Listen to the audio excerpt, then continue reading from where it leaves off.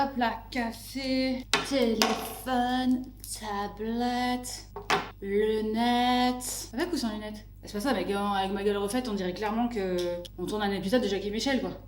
Hello tout le monde et welcome to Lolo Baby Show. C'est un épisode très spécial qui s'apprête à être tourné. Cet épisode n'est pas un épisode comme Lolo Baby Show normal. Non.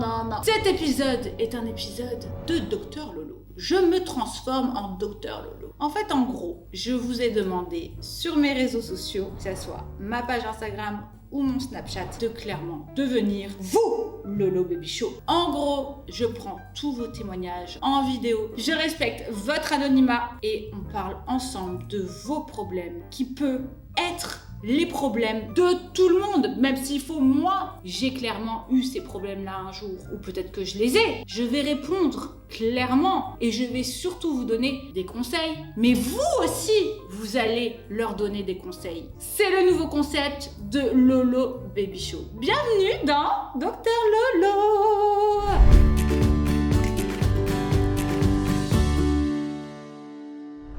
Ah ouais, aussi, j'ai reçu un petit message qui m'a fortement énervée. Pourquoi je t'ai appelé Docteur Lolo? Tu sais combien il faut d'années d'études pour être Docteur Lolo? Depuis quand tu te dis docteur? Pitié en fait, mais depuis quand je suis docteur moi? J'ai pas dit que j'étais docteur. Est-ce que j'ai la gueule avec docteur sérieux? À part peut-être docteur dans la chirurgie esthétique, sur les injections gratuites. Non, pas du tout. En fait, je ne suis pas docteur, je n'ai pas dit ça dans ce sens-là. Donc j'ai créé, par rapport à cet épisode, une boîte mail où j'ai reçu énormément de témoignages de femmes, dont un seul mec. Vous aussi, vous pouvez participer, hein, c'est pas interdit, hein. Tout ça pour vous dire que j'ai reçu énormément de témoignages, donc je suis très contente. Énormément de témoignages vidéo, bien sûr. Presque toutes les femmes, voire toutes les femmes, m'ont demandé d'être floutées et que leur voix soit changée. Donc c'est ce qu'on a fait avec mon équipe. D'ailleurs, un grand merci à mon monteur et à toute mon équipe qui me suit dans Lolo Baby Show pour avoir fait ce gros travail. Donc ne vous inquiétez pas. En tout cas, je vous invite pour le prochain épisode qui aura lieu une fois par mois. Donc ça sera l'épisode de Dr Lolo. N'hésitez pas à m'envoyer vos témoignages sur les sujets que vous avez envie d'aborder. On se fera un plaisir, justement, moi et mon équipe, de vous flouter si vous avez envie d'être anonyme ou de vous passer clairement en face directement sur la chaîne. Ça, c'est à vous de voir, donc n'hésitez pas. En tout cas, si le concept vous plaît, mettez un petit like, abonnez-vous et surtout commentez chaque situation pour chaque personne sans jugement, s'il vous plaît, avec de la bienveillance. On est là pour s'entraider et on est là clairement pour la positivity. Hello docteur, merci pour ton concept. Franchement, j'adore ta chaîne. Voilà, je me lance parce que j'en ai gros sur le cœur. Je peux plus me voir mon mari. Tout ce qu'il fait, ça m'énerve. Je le supporte plus. Donc voilà, je te fais de gros bisous. Bye bye. What the fuck, girl? Oh putain, alors ce témoignage, franchement, je vous dis la vérité, il m'est arrivé à la base à l'écrit. La personne me l'avait pas donné en vidéo et franchement, j'ai été mort de rire par rapport à ce témoignage parce que, on va pas se mentir les filles, je pense qu'on est toutes pareilles, c'est-à-dire qu'à un moment donné ou à un autre, on peut plus les voir en peinture, nos maris. On a toute notre période à un moment donné et surtout, je pense que cette femme, elle a dit mon mari, donc logiquement, ça fait peut-être un petit moment qu'ils sont mariés, etc. Enfin, je veux dire, sans tabou, on va se le dire souvent, hein, les meufs, ou les mecs, vous aussi vous êtes pareil, on peut plus se saquer les uns avec les autres, quoi, le couple, quoi, quand c'est too much, quand on se voit trop peut-être, ou quand clairement ça fait du temps que vous passez ensemble et que c'est pas forcément du bon temps, quand c'est la routine qui s'installe. Enfin, je veux dire, même moi, à ma petite échelle, bon, attention, moi, mon mari, je l'aime, je pense que toi aussi tu aimes ton mari. Ça nous est tout arrivé à un moment donné ou à un autre, à une période peut-être un peu compliquée ou au quotidien par passade. Donc il suffit d'un peu de stress dans un couple, il suffit d'avoir des soucis, par exemple, je sais pas moi, d'ordre financier ou de fait d'avoir un peu moins de temps pour le couple, etc., qui fait que des fois, ouais, on peut plus les voir en peinture. Donc ne t'inquiète pas, en fait, je ne pense pas que tu sois seule. Le truc, c'est vraiment de se demander, est-ce que tu ne peux plus le voir en peinture partiellement ou sur du long terme? C'est ça la question que tu dois te poser. Second témoignage. Coucou Lolo Baby Show, merci pour ta chaîne YouTube, je kiffe trop mes enfants aussi. J'ai une question à te poser. Comment rester sexy et attirante pour mon mari? Parce que quand je rentre, j'ai qu'une envie, mettre mon pilou et pas une tenue sexy. Merci pour ta réponse, bisous. Ouh, le pyjama Mickey, on va pas se mentir, hein. Je pense qu'on kiffe tout être en putain de pyjama. Ta question, on va tellement se reconnaître toutes là-dedans. C'est-à-dire qu'à un moment donné ou à un autre, t'as trop envie d'être tranquille dans ton lit une fois que t'as fini ta putain de journée. Pour ma part, j'essaye justement d'entretenir cette flamme de femme attirante. Il faut, je pense, c'est mon avis, dans un couple, essayer justement de toujours garder cette phase de séduction. Tu peux mettre ton pyjama 3 fois par semaine, Mickey, mais 1 fois par semaine, fais-lui plaisir. Sors les bas, sors le body, essaye de faire un petit effort justement pour qu'il se rende compte que tu continues à vouloir lui plaire, que lui se sente flatté, que tu essayes de lui plaire. Donc ça ravive un petit peu le couple et ça fait du bien, je pense, au moral, quoi, tout simplement. Et ça fait du bien aussi à ton mec. Allô, il faut aussi se mettre à leur place. Tu peux pas être tous les jours en pyjama Mickey, aller te coucher comme ça. Machinalement, ça doit pas franchement donner envie. Mais attention, je ne juge pas parce que même moi, je porte des pyjamas Mickey. Attention les girls. Dites-moi si vous êtes d'accord avec moi ou pas les filles, juste ici. 3e témoignage. Coucou, j'espère que tu vas bien et je voulais te remercier de faire des sujets comme ça parce que moi pour le coup j'ai été enceinte et depuis que j'ai accouché j'arrive plus à rentrer dans un rapport sexuel avec mon mari. En fait, je crois que je suis traumatisée, j'ai peur. Pour la team maman, je vous invite vraiment à commenter grave parce que je vais avoir besoin de vous. Je pense que en fait le premier rapport après accouchement, il faut pas s'attendre à un film de boule, clairement.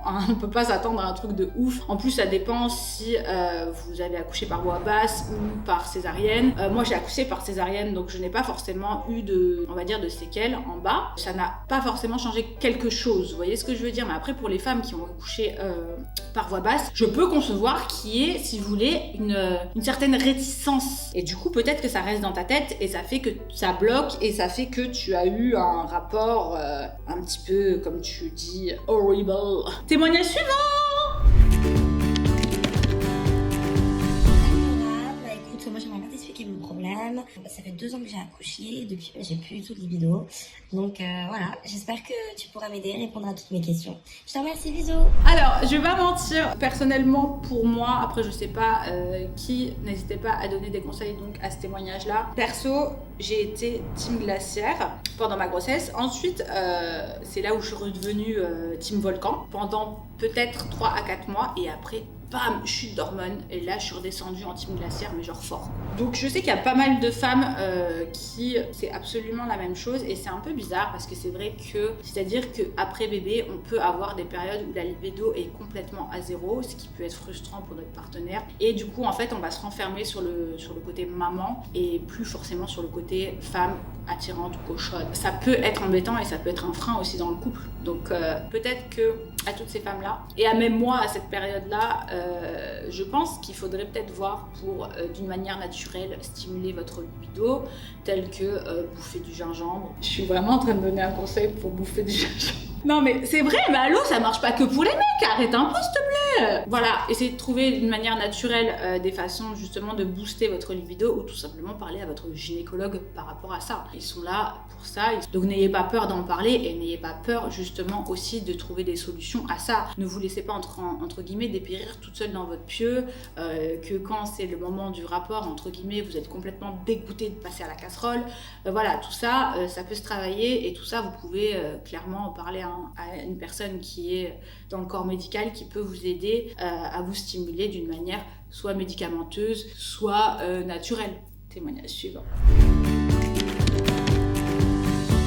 Bonjour Laura, aujourd'hui je viens vers toi parce que j'ai un gros souci avec mon bébé. En fait c'est un bébé qui adore être porté, je ne peux absolument pas le laisser soit dans son berceau ou dans son tapis d'éveil parce que il hurle, il arrête pas de pleurer et je t'avoue que pour moi c'est très embêtant, je peux jamais me reposer ou prendre 5 minutes ne serait-ce que pour aller prendre une douche par exemple et je t'avoue que ça m'affecte et c'est très dur psychologiquement. Oh, toi t'es tombé dans le problème. Ah, c'est un gros problème. Je vais avoir la team des mamans parfaites qui vont me tomber dessus.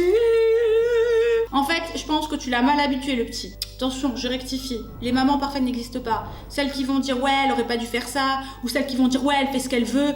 Allô, on fait ce qu'on veut avec nos enfants et surtout, en fait, la mère parfaite n'existe pas. On essaye toutes de donner l'amour qu'on a donné à son enfant et si certaines ont envie de l'endormir au bras, parce que voilà, c'est un moment aussi privilégié avec ton enfant, qu'elle le fasse. Maintenant, après, je rectifie quand je dis... Pour moi, c'est une mauvaise habitude. Pourquoi ? Parce que comme tu l'as dit, quand tu vas le déposer dans son lit ou quand il essaye de s'endormir tout seul, il hurle. On va dire, il y a 2 phases de dodo. Il y a d'abord, je prends mon petit, je l'emmène clairement à côté de son lit, je le mets dans mon lit. C'est le moment un petit peu câlin. On joue un petit peu, mais après je l'agite pas trop pour pas justement le surexciter avant d'aller se coucher, parce que sinon, voilà. Une fois qu'il est rassuré, qu'il a vu que les lumières sont amusées, qu'il y a eu des moments câlins, etc., etc. Je le prends et je le mets dans son lit. Je le mets dans son lit, je lui fais un gros bisou, je lui mets une petite berceuse, je suis à côté et je l'endors comme ça. Et il s'endort seul. Après, te dire que t'as foiré quelque chose dans l'éducation, je te le dirai jamais parce que, perso, si à un moment donné ou à un autre, tu as eu envie de l'endormir au bras parce que toi aussi ça te faisait plaisir. On va pas mentir, les mamans, on adore les endormir au bras parce qu'ils sont mignons. Oh là là, il est mignon, il s'endort avec moi, maman et tout. Mais après, il te lâche plus. Et en soi, voilà, on ne te jugera pas pour ça, mais peut-être essaye de rectifier le tir parce que justement, si t'as à un moment donné ou à un autre envie de, je sais pas moi, partir au restaurant ou même pour lui en tant qu'enfant plus tard, etc., il va toujours plus ou moins avoir cette habitude de s'endormir collé à toi, etc., et c'est pas forcément bon. Ce n'est que mon point de vue. Laura, j'espère que tu vas bien. Écoute, je t'en parle à toi parce que je sais pas à qui en parler d'autre. J'ai surpris mon mari en train de se masturber et je sais pas du tout comment réagir. Je suis hyper vénère. Je sais pas s'il a plus envie de moi. Je sais pas. Je suis complètement perdue. Je demande ton avis, s'il te plaît. Voilà, je te fais des gros bisous.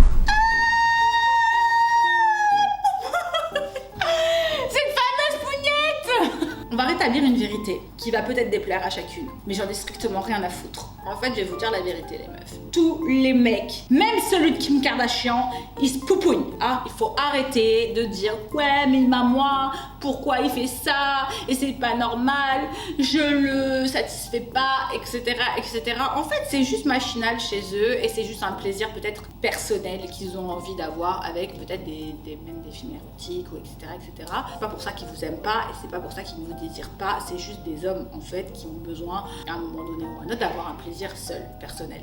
Donc, je sais que beaucoup de femmes, c'est vachement tabou de parler de ça et genre, elles sont là en mode « Mais non, mais attends, mais moi, mon mec, mais pas du tout, c'est que moi. » Non, chérie, tu ne le satisferas jamais toi toute seule. En fait, à un moment donné ou à un autre, un homme a besoin d'avoir ses plaisirs solitaires.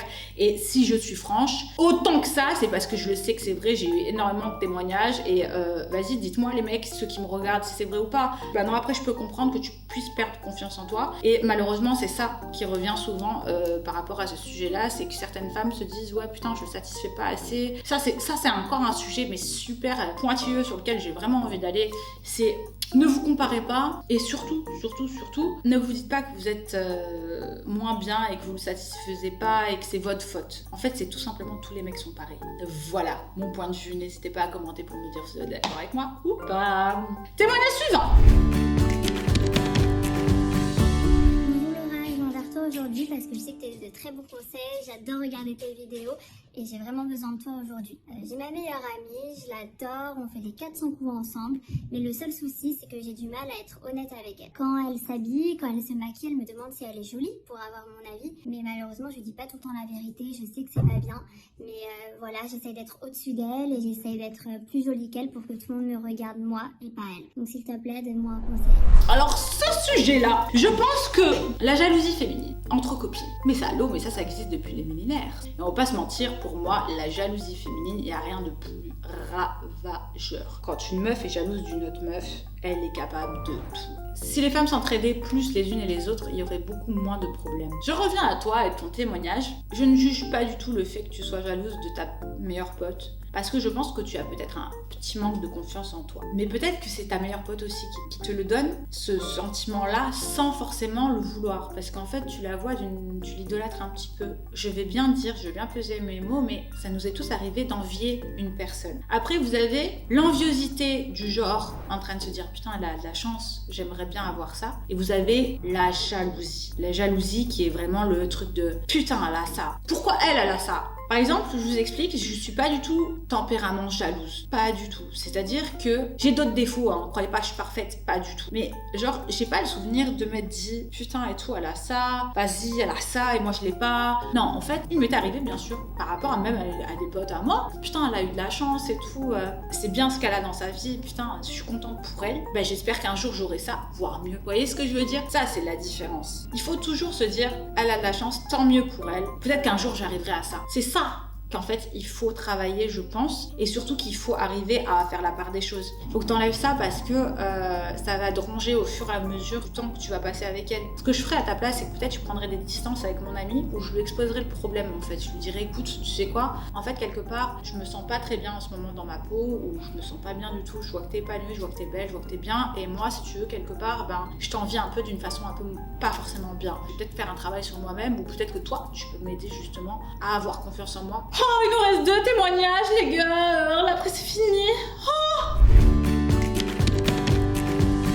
Voilà, donc moi mon témoignage, c'est que j'étais avec un pervers narcissique pendant très longtemps. Je suis un peu perdue, je sais pas si je le reprends ou si je le reprends pas, parce qu'il me harcèle, je suis à bout, je me sens pas bien et je sais pas quoi faire, je suis un peu bloquée quoi. Putain mais c'est pas possible, ils sont combien les pervers narcissiques sur cette putain de planète, sérieux? Je trouve qu'il y en a une tonne. À chaque fois que je parle avec une copine à moi, elle me tombe toujours sur un putain de pervers narcissique. Faites-vous soigner, bordel de merde les mecs là, c'est quoi votre putain de problème à toujours rabaisser la femme en fait? À un moment donné t'es en couple avec une personne, pourquoi t'as besoin de la rabaisser tout le temps? Je comprends pas le d'elle. Tout ça parce que t'as un putain de manque de confiance en toi mec. Putain mais va voir un psy, fais en sorte d'avoir confiance en toi, t'as pas besoin de rabaisser les autres pour te sentir mec quoi. Putain, moment d'énervement. On est tout tombé amoureuses à un moment donné, on a tous rencontré ce style de mec, vous savez, qui avait besoin de vous rabaisser pour se sentir au-dessus de vous. Tout simplement parce qu'en fait, il a un gros mal-être, c'est un gros frustré à l'intérieur de lui. Dites-vous une chose, c'est qu'à un moment donné, ces mecs-là, en fait, la seule force qu'ils ont, c'est vous. C'est tout simplement le contraire. Vous pensez que la seule force que vous avez, c'est lui, mais en fait, pas du tout. La seule force qu'ils ont, c'est vous. C'est parce que vous buvez ces putains de paroles, et donc du coup, c'est une force pour lui. C'est une force pour vous anéantir. Mais si vous lui enlevez ça, le mec vaut plus rien. Ça, ne l'oubliez pas. T'as beau l'aimer, t'as beau tout ce que tu veux. À un moment donné, tu préfères ta propre vie ou donner ta vie pour un abruti. Tu vois ce que je veux dire ? Alors je sais qu'il y en a d'autres qui vont me tomber dessus en me disant ouais vas-y quand t'es amoureux c'est facile blablabla blablabla. Ouais ok y a pas de souci, je le conçois bordel de merde. L'amour ça peut clairement nuire à certaines femmes parce que justement ces femmes là qui sont avec des putains de pervers narcissiques elles galèrent à s'en rendre compte déjà d'une. Parce que quand t'es avec un pervers narcissique tu t'en rends pas compte, je sais pas si vous êtes d'accord avec moi les filles, mais vous en rendez pas compte en fait, vous ne voyez pas. Tout votre entourage le voit mais vous ne le voyez pas et au final vous restez pendant des mois, des années avec une personne qui est tellement manipulatrice que vous ne voyez pas qu'il est en train de vous rabaisser et vous mettre plus bas que terre. Et ça, putain de merde, ça c'est un truc où il faut tirer la sonnette d'alarme. C'est cette question-là qu'il faut que tu mettes dans ton crâne et surtout que tu te dises, vas-y, à un moment donné, la seule force qu'il a, c'est moi. Donc coupe-lui cette force, tu verras que tu n'auras pas besoin de la mienne parce que tu es autant forte que moi. Témoignage suivant.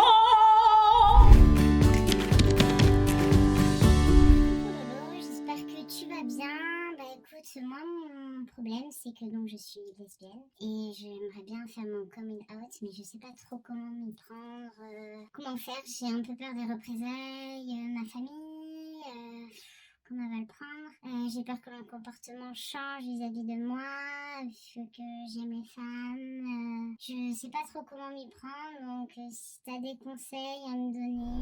Oh putain, mais vous savez quoi? Ça me fait halluciner ce témoignage-là parce que j'ai bientôt un épisode qui est prévu justement sur l'homosexualité. C'est très important pour moi d'en parler parce que j'ai énormément de personnes donc homosexuelles dans mon entourage, dont une très bonne amie à moi. C'était mon amie d'enfance, d'accord, que j'aime énormément, qui a toujours été, elle a eu une période où elle était avec des mecs et justement d'un jour, d'un moment donné ou à un autre, elle a décidé donc de s'assumer et d'être elle. Et en fait, je vais être franche avec vous, c'est moi la première à l'avoir cramé. Et je vous parle de ça, c'était vraiment, c'est toujours une amie très très proche et qui m'a dit, voilà, j'aime les femmes. Ça, la veille, j'avais dormi avec elle.